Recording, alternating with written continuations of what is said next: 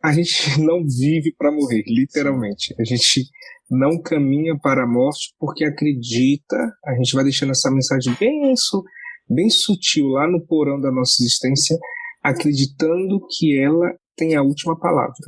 A gente não acredita que ela é literalmente um caminho. Nós não somos educados, vou usar uma expressão que pode ser que choque alguns, mas nós não somos educados para morrer bem.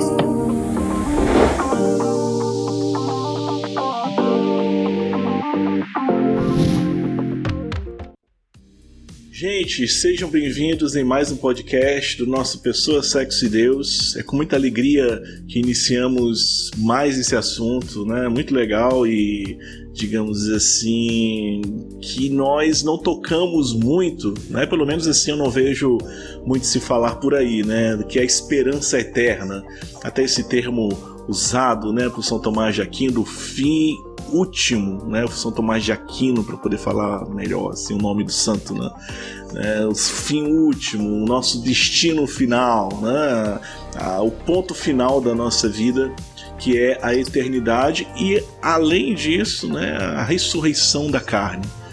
E para poder trabalhar mais, aprofundar esse assunto, estou aqui com o Jerônimo Laurício, né, que antes eu chamava de Jerônimo Laureano, achava até que ele era meio italiano, mas não é não, Laurício mesmo.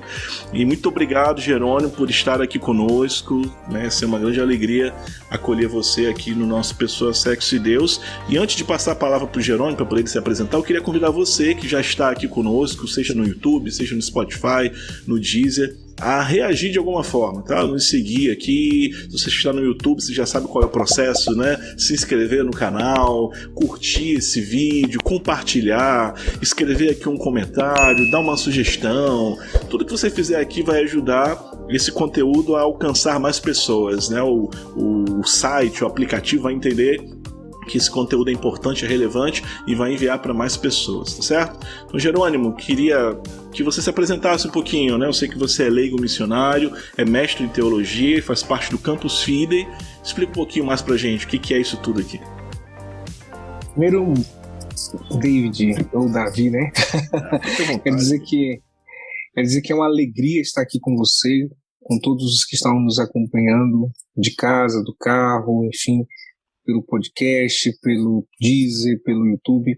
Que alegria poder estar com vocês. E uma ocasião muito oportuna para a gente poder falar um pouco sobre o assunto. Quase o mundo tem medo, né? E depois da morte. E a morte. Então, eu me chamo Jerônimo, eu tenho 34 anos, eu sou formado em teologia, mestre em teologia, professor de teologia aqui na nossa faculdade da Arquidiocese de Brasília.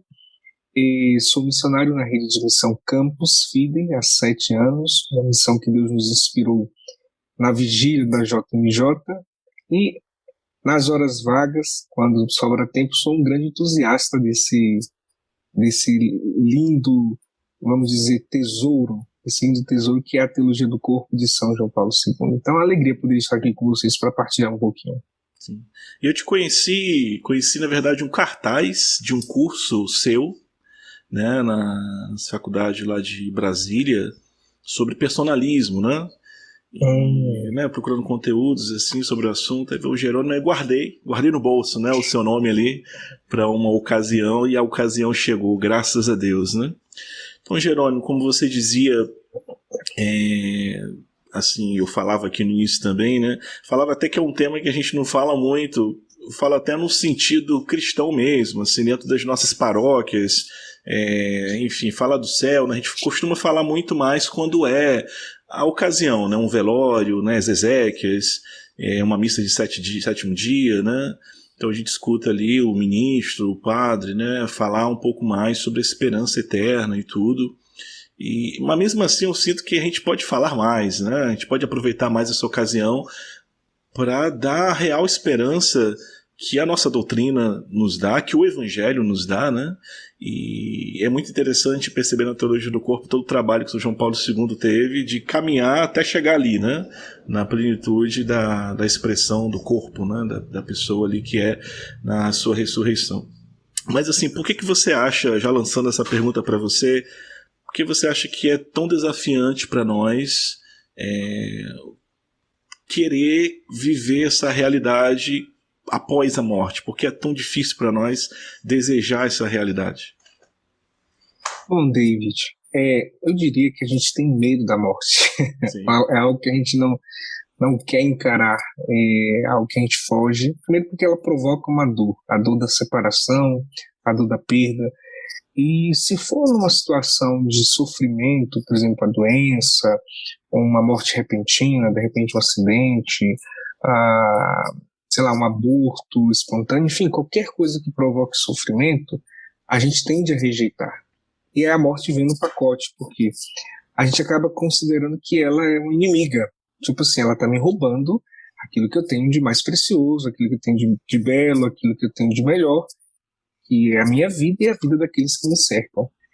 E então a gente não vive para morrer, literalmente. A gente não caminha para a morte porque acredita, a gente vai deixando essa mensagem bem sutil lá no porão da nossa existência, acreditando que ela tem a última palavra. A gente não acredita que ela é literalmente um caminho. Nós não somos educados, vou usar uma expressão que pode ser que choque alguns, mas nós não somos educados para morrer bem. É verdade. Nós não somos educados. No fundo, a gente vive como se não fosse morrer e a gente vai morrendo como se não quisesse viver eternamente. Uhum. Esse é o paradoxo do ser humano.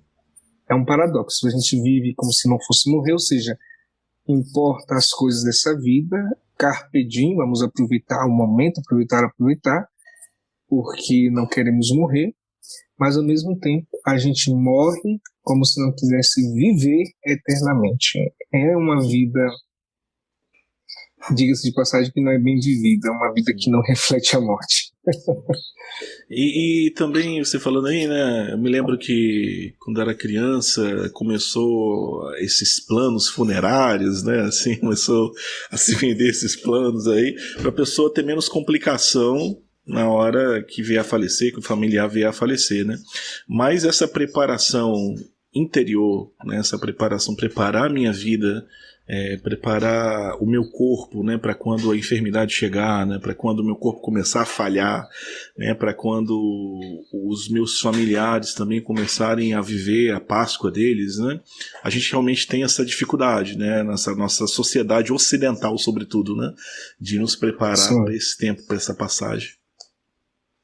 Você disse tudo, sobretudo aqui no Ocidente, porque a gente tem vamos dizer assim, uma inclinação muito grande a querer postergar, querer prolongar a vida. Por exemplo, a indústria dos cosméticos, a indústria da estética, o cenário das cirurgias plásticas, tudo isso são pequenos sinais de que a gente quer envelhecer bem, mas a gente, se puder, não cruza outra linha, sabe? Tipo assim, não, se eu pudesse, não cruzaria a linha da chegada. Por quê? Porque é bom viver. No fundo, se a gente olhar agora por outro lado, todo mundo tem uma dificuldade de lidar com a morte porque todo mundo quer viver. Nós não nos acostumamos ainda com a ideia da finitude. E isso é bom.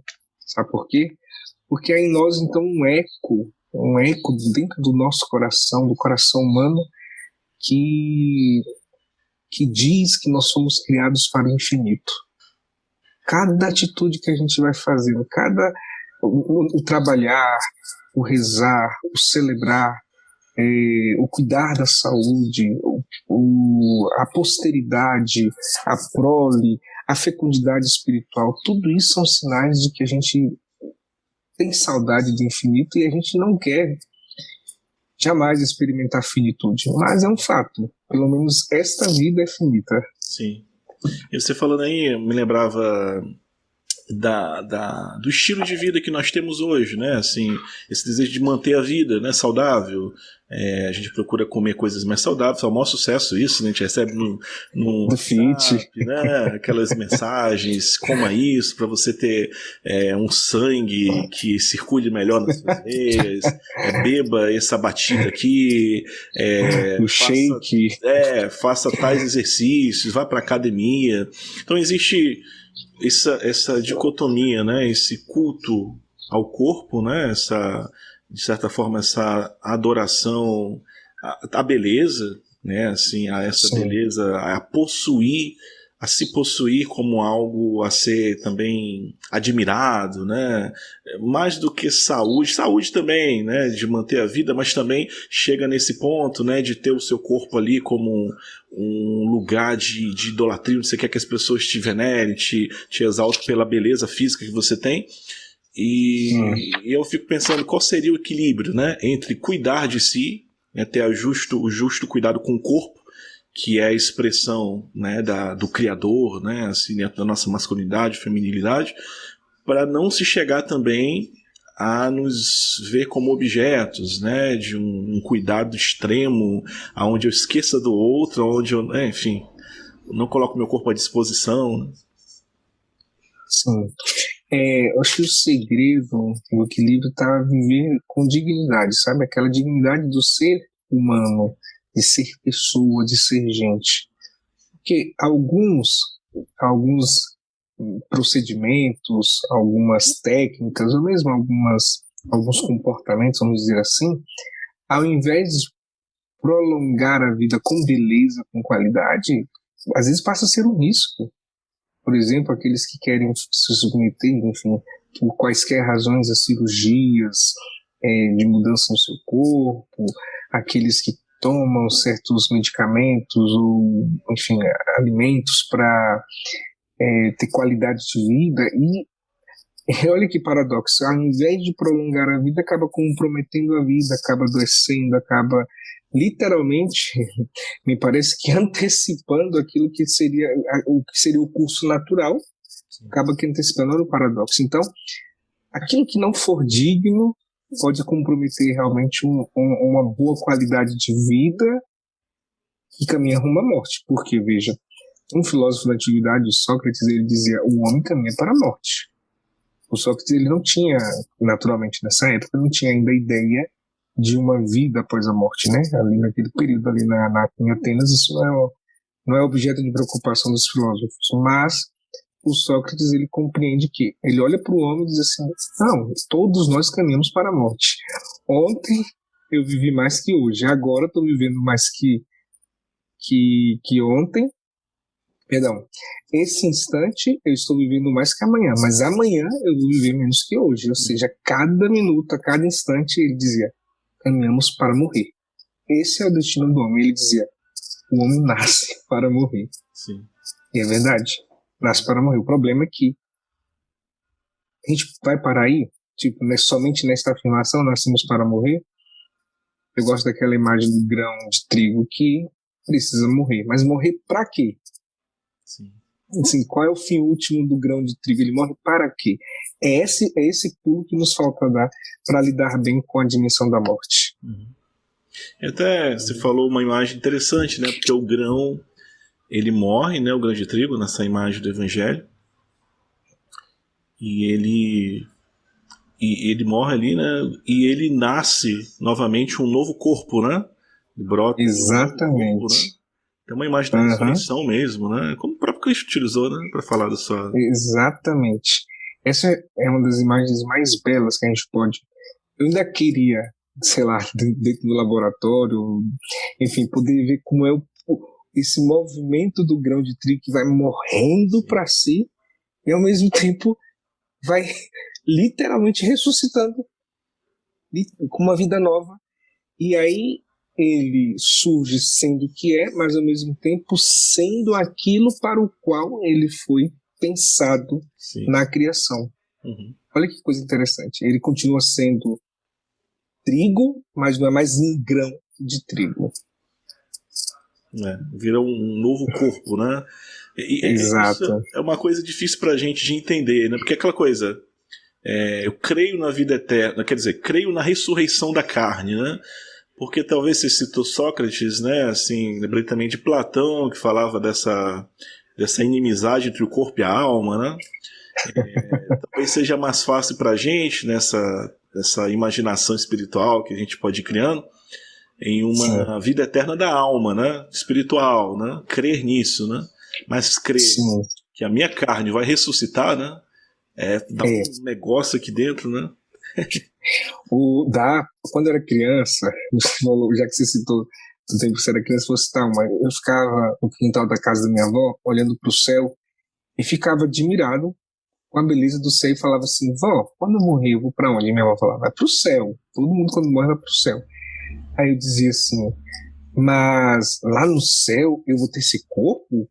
Aí minha avó dizia: vai. E minha avó, analfabeta, do interior do Nordeste, mas foi uma das teólogas que mais me formou na fé. Ela dizia: vai, porque Deus nos fez para o céu.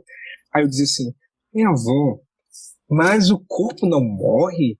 No céu só tem alma. Ela dizia: não, você acha mesmo que lá no céu só vai ter alma? Não, no céu vamos estar todos lá. E minha avó nunca tinha lido um livro de teologia, ela não sabia nem escrever o próprio nome. O que ela queria dizer com isso?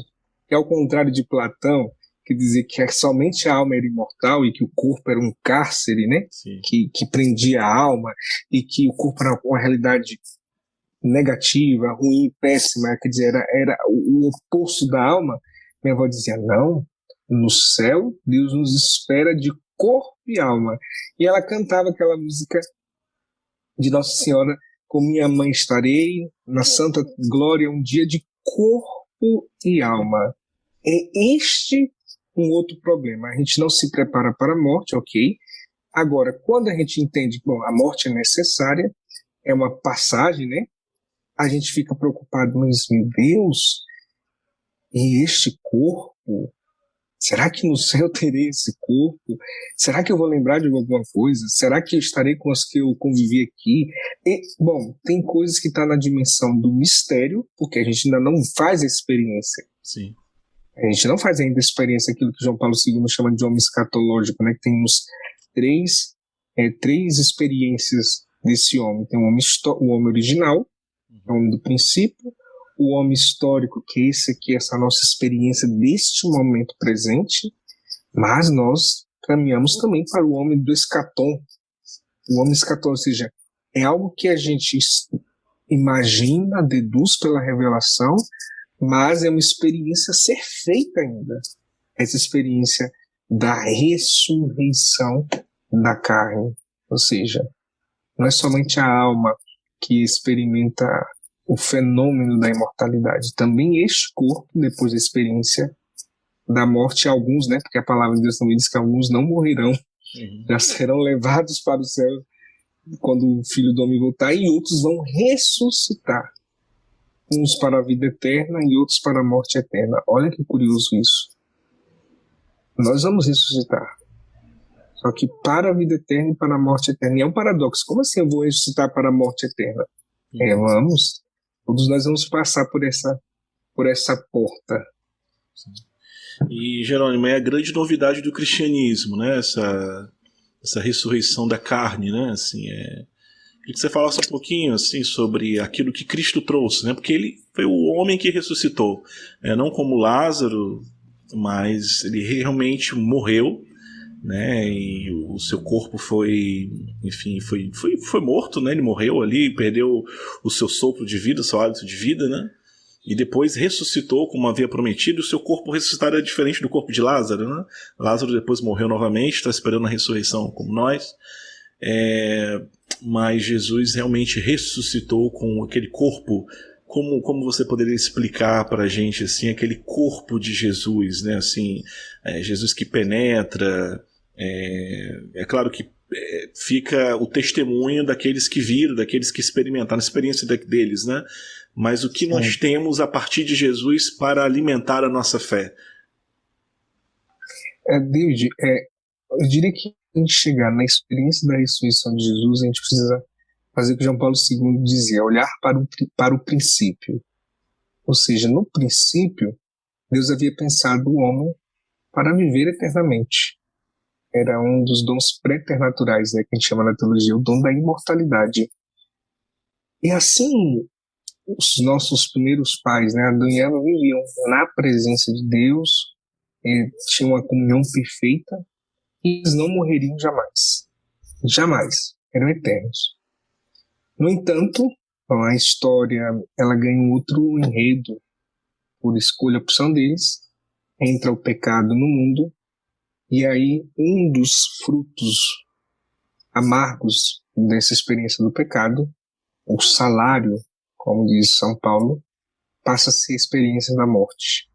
Então a morte, ela entra como aquela espada que vai provocar duas separações.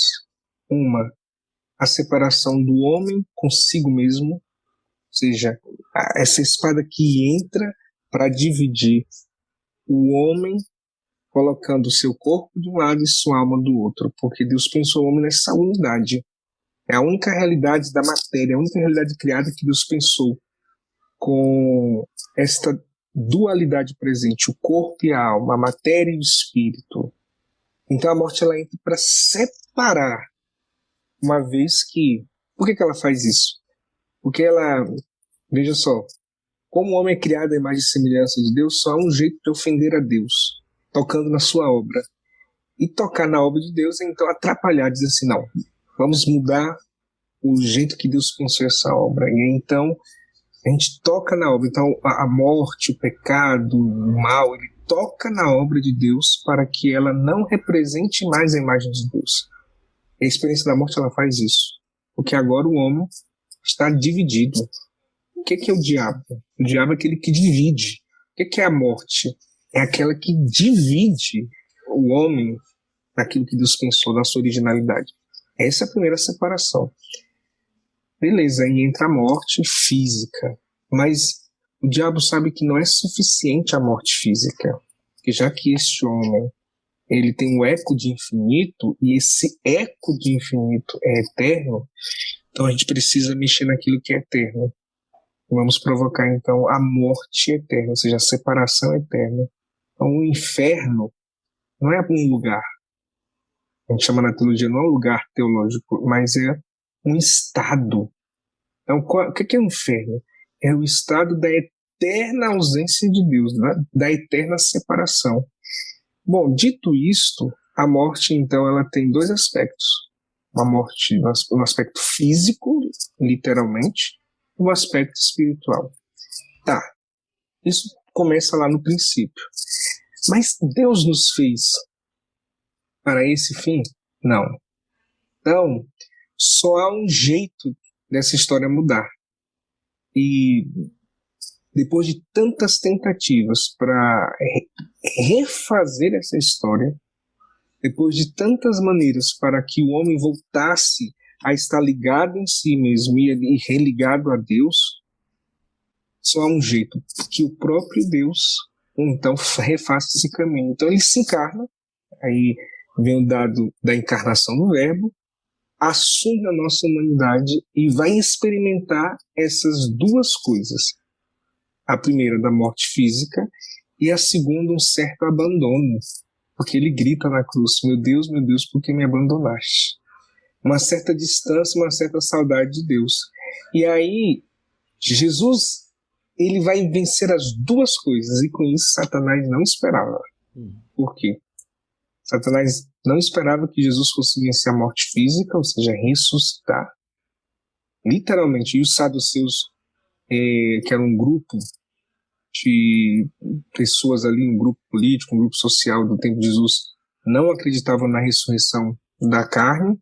Então, como era um costume de não acreditar, então o diabo mal podia esperar que Jesus de fato fosse ressuscitar como havia prometido, que no terceiro dia ressuscitaria. Então ele vence essa separação física do homem consigo mesmo, ele ressuscita. Mas não foi só para isso que Jesus desceu à mansão dos mortos. Não foi só para isso que Deus se fez carne, mas também para aquela outra separação, que é a mais grave, eu diria, que é a mais séria, que é a eterna separação de Deus. Então ele vai lá resgatar todos aqueles que estavam separados de Deus, embora eles tivessem tido uma vida justa, como foram os patriarcas, os profetas, os nossos primeiros pais na fé. Embora eles tivessem tido os reis, os juízes, embora eles tenham tido uma vida justa, havia uma situação que precisava ser resolvida. Qual? a separação de Deus. Eles não viviam no estado de inferno, adínferos, né? Quer dizer, nas profundezas, mas viviam distante. Então Jesus sana esse problema e abre para todos nós, após Jesus, o caminho da vida eterna. São essas duas realidades que Jesus inaugura para nós. Ele ressuscita para restituir a unidade da pessoa humana, corpo e alma, porque com essa restituição nós temos então a redenção do corpo. O corpo havia sido subjugado ao mal. Ele redime o corpo, e redime a pessoa inteira, a pessoa no seu corpo e na sua alma. Mas também fecha a porta da morte, pega a chave, fecha a porta e diz: não, a morte eterna não tem a última palavra. Isso é lindo, hein? Sim, belíssimo, assim, né? Perceber como ele nos eleva, nos dá, assim, João Paulo II, ele fala, né, desse significado esponsal do corpo na sua forma mais sublime, né? Que é esse estado que nós teremos pela união com os outros, né? E união com Deus, né? Ele cita até ali São Paulo aos Coríntios, né? Que fala que será tudo em todos, né? Então esse momento assim, onde o nosso ser, o nosso corpo será inteiro, né? Novamente, né? Corpo e alma ali, e ressuscitado, belíssimo, e unido a Deus e unido aos outros, né?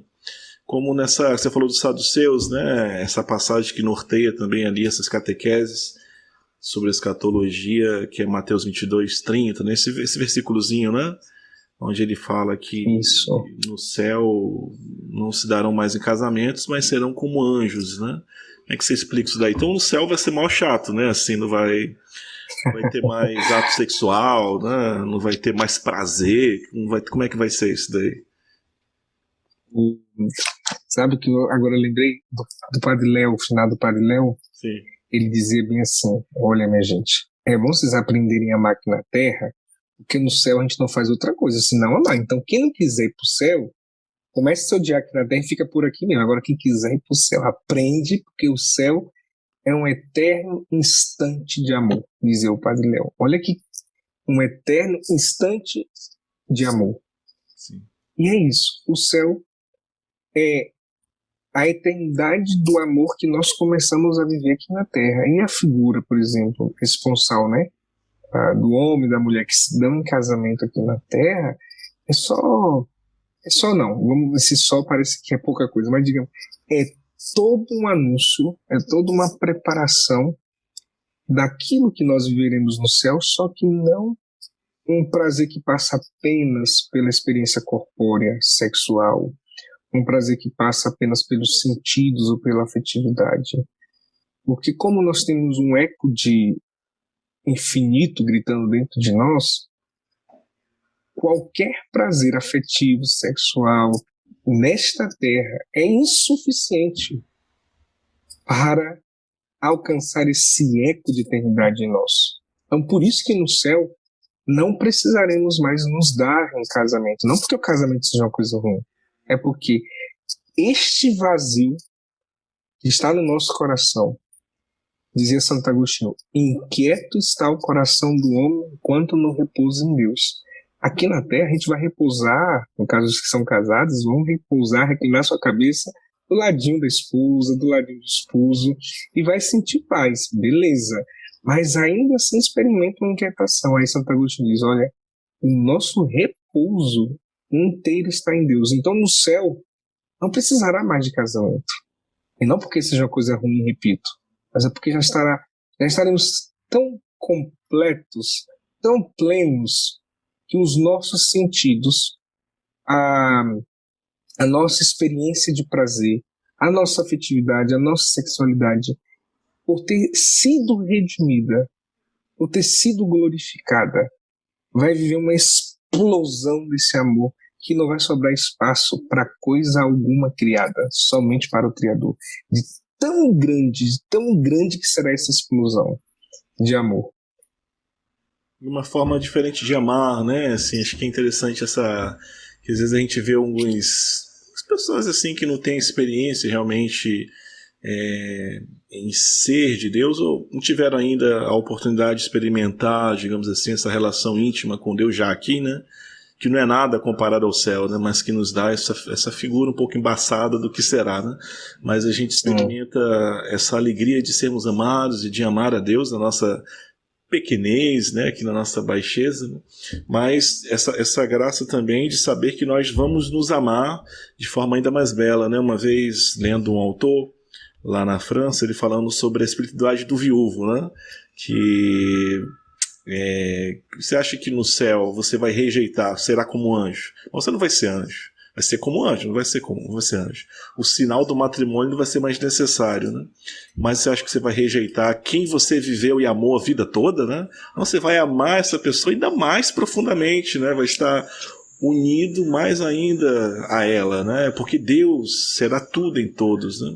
Mas não vai precisar mais desse sinal da sexualidade, né, em si, né?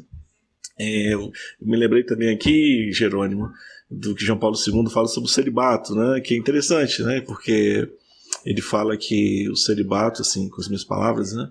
Dentro das catequeses também, né? Ele diz em algum momento que o celibato mostra à igreja o fim último dela, né? Que é ser toda de Deus, né? Então essa beleza também, né, daqueles que são celibatários, como a Alice que está aqui, né, comigo aqui, né, que me mostra, né, para mim que sou casado, o que eu vou ser, né, o meu fim último dia, né, junto de Deus. Exato. Deixa eu ver, fazer as contas. 2010, 2001, há 20 anos. Eu vivo o celibato desde os meus 15 anos de idade. Foi o meu encontro pessoal com Jesus no dia 15 de novembro de 2001, às 3 horas da tarde. Na ocasião eu não sabia direito o que eu estava abraçando, nem vendo, porque não tinha instrução alguma, mas eu gosto de lembrar dessa data, porque foi quando eu quis me dar por inteiro a Jesus. Fiz experiência no seminário, depois recebi discernimento que não era chamado sacerdócio e tal, mas desde então eu vivo esse pequeno sinal de experimentar profeticamente aqui na Terra aquilo que nós viveremos num eterno instante de amor no céu. E aí o que acontece? Aquele povo estava preocupado se darem em casamento no céu, porque eles não tinham ainda claro, eu diria, acho que eles não tinham visto ainda que um celibatário, não tinha passado lá uma lista na frente deles e visto que ela era muito feliz aqui na Terra, e visto que ela era muito feliz aqui na Terra, a ponto de ela não precisar se ocupar se no céu ela teria esposo. E aí, como eles não conheciam essa dimensão do celibato, eles olham e falam assim: vamos lá no céu, você disse que a gente vai para o céu e tal, aí vai ser bom, mas a gente vai casar, né? A gente vai se dar em casamento, porque essa mulher teve 7 maridos, qual que vai ser o marido dela de fato? Então, essa preocupação de viver somente voltado para as alegrias desta terra. Veja, as alegrias desta terra, aquilo que Deus nos dá para nos fazer felizes aqui, ainda não se compara com o antegozo daquilo que viveremos no céu. Mesmo o celibato que nós vivemos é um antegozo. A gente ainda não experimenta em plenitude. São Paulo não nos enganou, ele disse: olha, agora a gente vê como no espelho confuso, mas chegará o dia que a gente verá face a face, tal como ele é e tal como nós somos. Então, enquanto esse dia não chega, estas duas realidades, matrimônio e celibato, elas se iluminam mutuamente. Uma aponta que nós fomos criados para ser desposados, ou seja, o dom de si, a entrega de si. Alguém se entregou por mim e eu, em resposta, me entrego a ele totalmente. É a figura da união esponsal, do matrimônio. E a figura do celibato diz: esta entrega só faz sentido se for uma entrega que nos preencha plenamente. Ou seja, a figura do desposamento do Cordeiro com a igreja. Se nós olharmos ao mesmo tempo para esses dois sacramentos, né, essas duas vocações, o celibato e o matrimônio, a gente vai ver que realmente Deus nos fez para coisas grandes, não foi para coisas pequenas.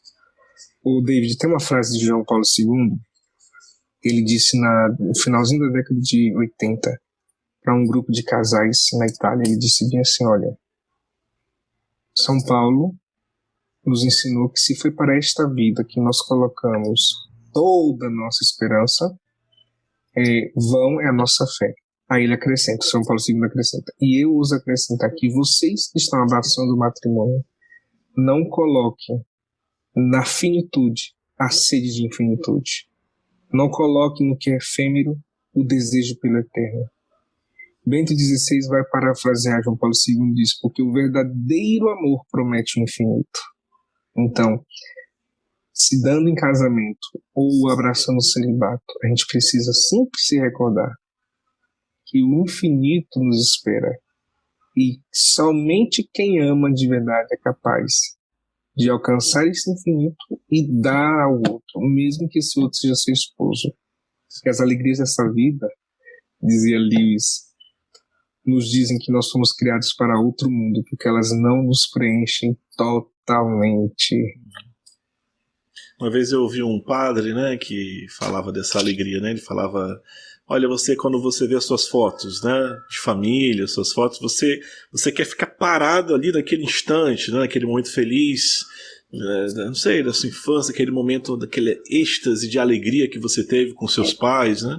Você quer ficar ali, como se você quisesse entrar naquela foto novamente e permanecer naquela alegria, né? Eternamente naquela alegria, né? Para demonstrar, como você disse, esse eco, né?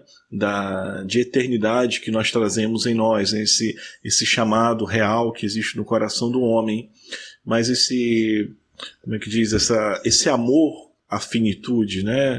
Às vezes, infelizmente, né, nós percebemos pessoas que criam os seus filhos, por exemplo, para poder conquistar o mundo. Tem um irmão de comunidade que ele diz isso, né? Quando ele vai falar sobre a economia do reino, ele fala: não crie os seus filhos para vencerem na vida, mas para vencerem a morte, né? Crie os seus filhos para vencerem a morte, não vencerem na vida, né? Não serem grandes pessoas aqui, né?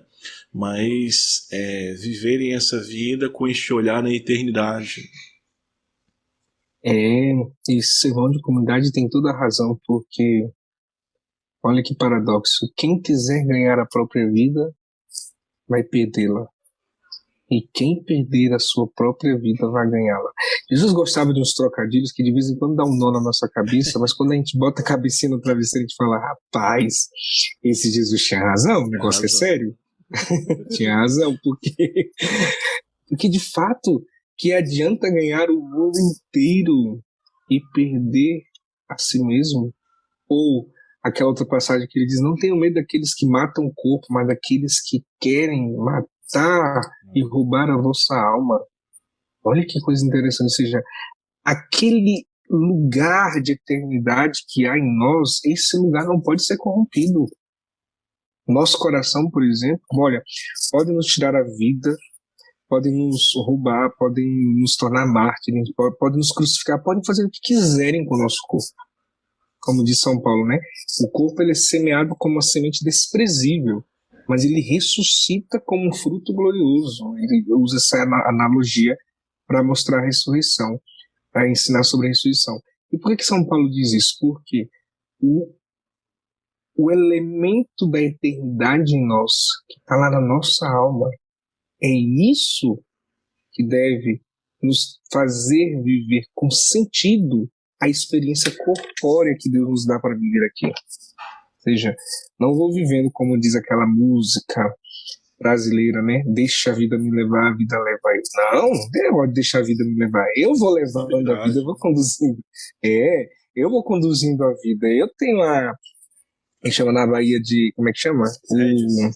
As rédeas da minha vida, não é? Não. Eu tenho as rédeas da minha vida, eu sei para onde quero conduzi-la e sei aonde eu quero chegar. Aqui que está o pulo do gato. Onde eu quero chegar? Como eu quero viver essa vida? Já que você citou Platão, ele dizia: uma vida que não é refletida não merece ser vivida. Se você olhar, é verdade, a gente não pode viver a vida assim, de forma como se ela fosse um acaso, um produto do acaso, estamos aqui, tudo bem. Não, é o maior presente. Ô David, eu vou te fazer uma pergunta. Você já parou para se perguntar, quando você era criança ou já adulto, já se fez a seguinte pergunta: Senhor, e se eu não tivesse nascido?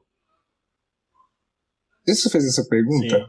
Sim, sobretudo quando eu fui descobrindo como é que a gente é feito, né? Como é que a gente nasce. Assim, milhões de espermatozoides, né? Poderia ser uma outra pessoa, um outro corpo, né? Um outro... Exato, outra pessoa, outro ser humano.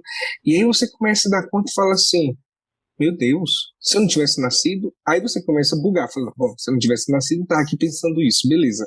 Mas suponhamos que eu não tivesse nascido, aonde eu estaria? Você não encontra essa resposta. Ou seja, a vida é um presente. Mais ainda, Senhor, que é o homem para dele assim vos lembrardes e o tratardes com tanto carinho? Disse Davi no Salmo 8. Pouco abaixo de Deus o fizestes, acima dos anjos e pouco abaixo de Deus. Ou seja, que é o homem. Dizem, né, os que gostam de estudar angelologia, que os anjos, embora estejam na presença de Deus, eles admiram a nossa criação. Pelo fato de nós experimentarmos as duas realidades de forma simultânea. A realidade do corpo e da alma. Nós não somos só matéria e não somos só puro espírito como os anjos. E dizem que é essa raiva de Satanás, porque a gente experimenta a plenitude da criação. Sim. E até essa passagem que você citou, né? Não temam tanto aqueles que querem matar o corpo, mas eu me lembro que tem nessa passagem aqueles que temam aqueles que querem matar o corpo e a alma, né? Jesus não tira o corpo, né? Mas eles Sim, bem lembrado. Juntos, né? Assim, então é interessante porque assim, eu acho isso riquíssimo no catolicismo, na fé cristã, né? E sobretudo a luz que João Paulo II jogou sobre isso, né? O corpo único que nós temos, né? E cremos que esse corpo irá ressuscitar, assim como Jesus ressuscitou. O meu corpo, porque assim, outras religiões como o budismo, não conheço tão a fundo, mas tipo o espiritismo, né, que creio na reencarnação, nessa possibilidade da alma voltar para poder cumprir o seu karma, né, voltar, algumas religiões voltam em um bicho ali para poder pagar os seus, ser purificada, né, ou então volta em outro corpo, né, em outra reencarnação, mas não é o mesmo corpo que ressuscita, né, ou seja, esse corpo único que eu tenho, né? Nós cremos que ele expressa a minha pessoa, né? Como você disse, né? Não são coisas separadas. O corpo, a morte veio separar, né? Isso daí, uma consequência do pecado, da morte. Mas o plano original de Deus é de sermos uma coisa só, né? Essa expressão do corpo. E foi bem lembrado, você recordou bem, né? Que não tem medo daqueles que querem matar o corpo e a alma. Perfeito, isso mesmo, ou seja, nos destruir. Por quê? Nós caminhamos para uma terceira via. Qual é? Não é somente a restituição da nossa pessoa, né, no sentido da unidade, essa restituição, não é somente caminhar na presença de Deus, ou seja, estar diante de Deus contemplando, adorando Ele na eternidade, mas o terceiro elemento que não pode ser desprezado, aquilo que São Pedro diz, nós vamos ser participantes da glória divina. Esse é um mistério grande. Eu não tenho ideia de como é que nós vamos ser participantes da glória divina, mas lá na glória de Deus tem um lugar que nós seremos um com Ele e Ele um conosco. A mesma oração que Jesus fez no Getsemane, nós vamos fazer diante de Deus. Porque eu e o Pai somos um. Eu estou no Pai e o Pai está em mim. Essa comunhão perfeita, essa unidade perfeita, porque não bastará apenas que a gente contemple a Deus como se fosse algo distante, longe, Deus lá, não. A explosão desse instante de amor vai ser tão grande que nós seremos um com Ele e Ele um conosco. Como essa experiência gloriosa, só vivendo para saber. Nós não estamos aqui para provar, mas para crer, né? Exato.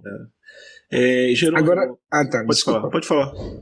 É porque eu acabei esquecendo de tocar um ponto que você trouxe.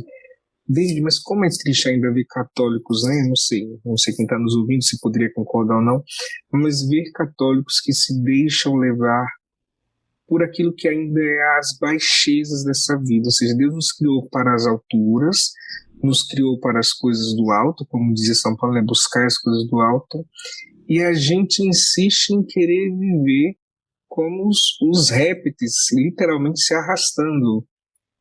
Por que digo isso? Porque, veja, algumas experiências diferentes, né, de crença, que creem, por exemplo, a gente vai viver uma espécie de purificação e volta reencarnando, por exemplo, em animais. Gente, com todo respeito, tudo bem, é quem acredita nisso, mas isso é muito pequeno. A gente costuma dizer na teologia que essa é uma visão muito materialista da vida, ou seja, a gente quer ainda viver apegado ao que é pequeno desta realidade terrestre e deixa de viver toda a potencialidade daquilo que é a realidade espiritual. Veja, existem dois homens, existe o homem terrestre, vai dizer São Paulo, e existe o homem espiritual.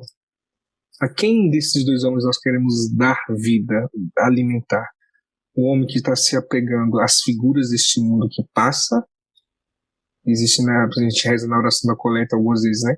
Abraçar os bens que passam, ou, por exemplo, usar os bens que passam e abraçar os bens que não passam, ou seja, o homem terrestre, o homem espiritual. E aqui, entre parênteses, o homem espiritual é esse homem da unidade mesmo, do corpo e da alma, o corpo glorificado, o corpo tocado pela glória de Deus. Por que então a gente troca aquilo que é sublime, elevado, alto, digno, magnífico, estrondoso, por aquilo que é tão pequeno, como, por exemplo, aquelas culturas, aquelas experiências religiosas que dizem, não, fulano votou no boi, na vaca, no cachorro, está sendo purificado, e no porco, não, fulano está na terceira geração, sem contar que do ponto de vista filosófico ninguém consegue explicar quantas almas e quantos corpos afinal tem no mundo quando você acredita na reencarnação, que não é o mérito da nossa discussão. Sim. Mas Deus nos criou para coisas elevadas. Deus nos criou para coisas elevadas. Não é à toa que a gente reza na missa. O nosso coração está em Deus. Corações ao alto. O nosso coração está em Deus. Pés no chão, mãos na terra, mas o coração em Deus. Então, a experiência da ressurreição, que a gente chama na teologia que é inconciliável, incompatível com a crença, né, o ensinamento da reencarnação, é para nos recordar que não foi para esta vida que fomos criados apenas, mas para uma vida gloriosa, que é mais, muito, infinitamente mais do que as alegrias que aqui vivemos. E Jerônimo, assim, já caminhando para o fim, né? Eita, já? Eu falo muito, hein? Não, mas foi muito bom, cara, assim, foi uma grande graça, uma grande alegria, né? Tudo que a gente conversou, tudo que você foi dizendo. Felizmente a gente não dá aqui para ficar muito tempo, né? Aqui. Uhum. Mas eu queria que você nos desse algumas dicas de como nutrir a nossa fé na eternidade, sabe? De como vencer, talvez, essa desesperança nesse tempo de pandemia e já caminhando para um pós-pandemia, com a graça de Deus, né? Perdemos pessoas, sofremos, né? Muitos ainda vivem o luto e vamos ver uma realidade própria da nossa vida, né? Vamos perder pessoas queridas. Como alimentar a fé no céu, na nossa ressurreição também. Bom, eu queria dar duas dicas, então. Eu vou dar duas apenas. Eu acho que elas são suficientes para a gente viver bem esse momento que nós estamos passando, esse de purificação no mundo. Uma delas é o Papa Francisco quem traz no Evangelho Gaudium, quando ele diz assim: não deixemos que nos roubem a esperança. Não deixemos. Não. Se São Paulo e o autor da Carta aos Hebreus falou, né, que a esperança é essa âncora e também essa visão de possuir os bens que ainda não vemos. né, de ter aquilo que ainda não temos. Então, não deixar de nos ouvir esperança. Existe o desespero e existe a desesperança. A gente pode até desesperar, David, porque vai vir um sofrimento, a gente vai gritar, meu Deus, porque me abandonaste, a gente vai falar igual a Marta, se tu tivesses aqui, meu irmão não teria morrido, a gente vai falar, Senhor, afasta esse cálice, a gente vai falar tudo isso. É a experiência da finitude, é a experiência de ser gente, de ser humano, de ser pessoa. Então o desespero, ele até vai tocar a nossa porta. No entanto, esse desespero não pode dar lugar à desesperança. A gente tem que dizer, eu sei em quem eu coloquei a minha esperança, eu sei em quem eu depositei a minha fé, apesar disso. Apesar da dor, do sofrimento, da perda. E não tá falando aqui para vocês alguém que, tipo, não é porque os livros estão aqui atrás de mim, que isso não é experiência intelectual, não. Não é experiência intelectual. É experiência na carne. Eu costumo dizer aqui para os meus irmãos de missão, de toda dor nasce um dom. A gente escolhe se quer continuar cultivando a dor ou se quer fazer dela uma oportunidade para fazer florescer um dom. E isso não são livros que ensinam, não é uma palestra, não é uma formação, é a fé.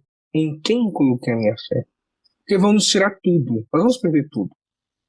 Mas não podemos perder a nossa fé em quem nós esperamos e o que esperamos. Esse é o primeiro dado.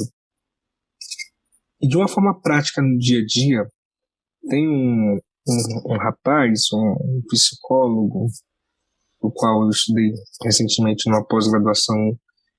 Ele criou a logoterapia, o nome dele é Viktor Frankl, é muito conhecido no ambiente católico, sobretudo nas comunidades. Eu terminei essa especialização, uma coisa eu aprendi dele, ele disse assim, aprendi muitas coisas, mas uma me chamou a atenção, ele falou assim, que a dor é inevitável, a dor vai chegar, só que o sofrimento eu posso escolher permanecer com ele, se eu não atribuir sentido para além do sofrimento.